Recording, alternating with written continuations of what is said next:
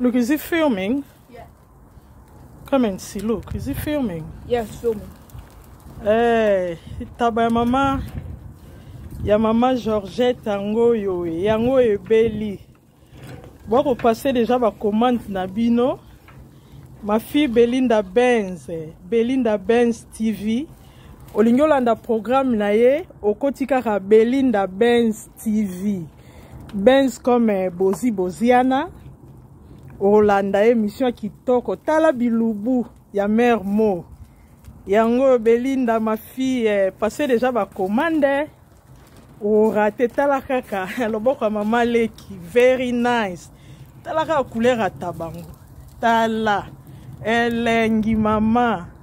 Tinda ba commande o raté yango bata France bosa ba commande na bino libela. Sote bo raté Belinda Benz TV. Oza wapi ozo kanate ma fille Belinda Benz Boziana Oza wapi ko ma fille sala ba commande yango yo mama leka olela yo. Okay, ciao, bye, I love you all.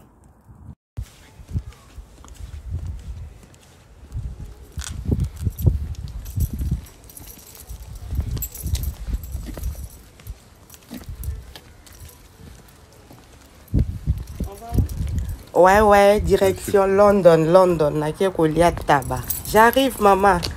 Nazoya kolia. Oyo nyonso aza na besoin ko sala ba commande la famille. Chez maman Georgette Taba kitoko ba kwanga ya propre ya bien. Bangulu. Oyo nyonso lingi. Soki bozana ba fête. Soki bozana ba anniversaire. Asala ka nyonso. Traiteur monene na kati ya Londres. Ouais, chez Georgette ya papa Willy. Maman wana nazoya. Azo beta moi tour après tozo ya na jolie Benz tozo ya kolia taba à Londres. À toutes.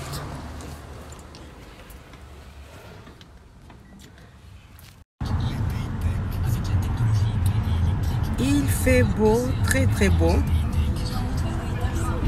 Direction quelque part pour manger les tabacs. Je vais chercher ma petite soeur, jolie Benz avec son mari.